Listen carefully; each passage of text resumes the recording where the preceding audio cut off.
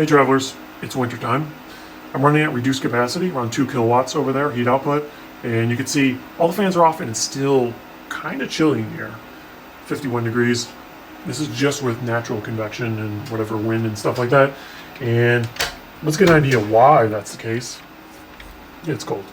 Yeah, so there's a little bit of snow there, and I'll show you the louver because a little interesting. There's a little ice over here. The top row exhaust fan was running for a while, and it was melting the snow that was accumulating on here, resulting in a little bit of ice down here. Probably not really an issue, but I would imagine if the bottom row fans turned on, they would melt that ice pretty easily. Anyways, let's go over to the intake side. Let's take a look over there. Same situation over here. The louvers look fine over here though. And the intake temperature, 26.8 Fahrenheit. I'll change it over to Celsius, negative 2.8. So pretty chilly. The temperature might be a little bit lower than that, but there's no active airflow, so it might be warmed slightly by the heat coming off over here. This is actually the hottest point in the room because these fans aren't on. These guys are running cool and happy and all that, no issues.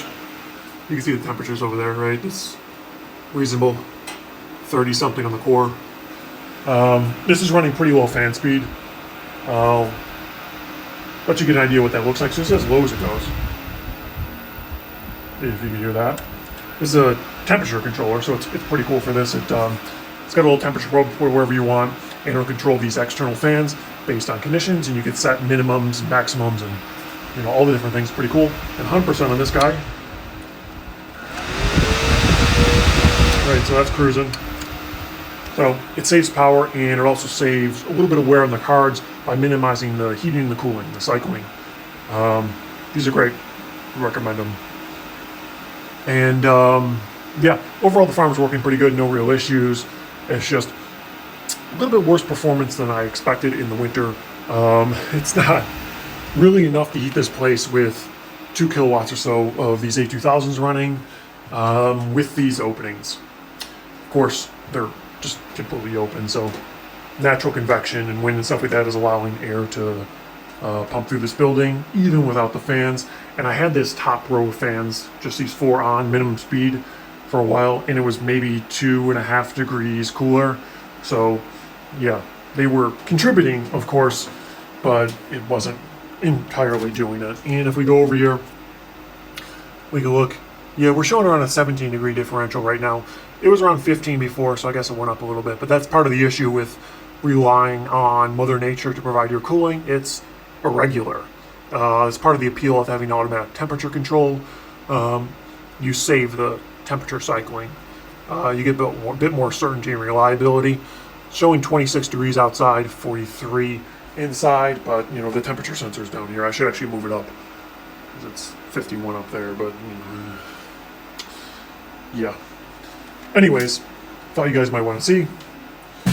And you can see a little snow in the fan over there in the back. These bottom rows were off for some time, so when it snows you get a little bit coming in here, and there actually was a tiny bit of accumulation. It was snowing pretty hard earlier. Really minor, not really an issue. That's actually waterproof. And yeah, it works fine, but not ideal when all these fans are off because it's just a big hole in the side of the building. And I'll get around to doing this video at some point, swapping that into here soon, maybe, hopefully. But I was thinking of a few ideas to help improve this. I was considering maybe putting some vinyl on one side of this, like a white or gray or something like that, and putting in the windows. This is rigid insulation, XPS, and maybe that'd help a little bit. I don't think the window is that considerable, really, in terms of the total heat loss, so I don't think it really matters that much, but it would help, and I have it laying around, so maybe I'll try that. I don't know. Let me know if you guys want to see something like that. But I was also considering blocking off part of this exhaust and part of the intake. I don't love the idea because now it means I need to manually do something to switch from winter mode to summer mode. I would prefer it to be automated and not have to worry about it. If, say, there's days where it swings from 60 degrees to 40 degrees or 30 degrees or whatever, You know, I'd like the system to ideally be able to control that, but when I don't have enough heat output, it's kind of an issue, because when I designed this, I figured I wouldn't run it lower than 4 or 5 kilowatts, but well, here we are running 2 kilowatts, so it's really not enough heat for this room in these temperatures, and it will continue to get colder. It's not really a big deal. It's not like high brisk or whatever they're running in confined environments. It's 50 degrees Fahrenheit. That's obviously reasonable. My concern is there's lack of control. So if it continues to get colder, the room will continue to get colder, right? And I won't be able to squeeze that window. I won't be able to push up the minimums and pop down the peaks to narrow the operating range, other than just with the temperature controllers on these external fans on the E2000s. But the way these cars are designed with these auxiliary external fan cooler things that I make, and that temperature controller in this rig, it works very well, and that's a system that's reliable and robust. Some of these other cards, it doesn't quite work the same way. It's much harder to precisely control the temperature the silicon is running at with just the fan speed. Yeah, so ideally you would have more control over the room temperature and the card temperature, but well, it looks like it's going to be pretty difficult to keep this room cold, or keep this room warm, I should say, when it's cold out there.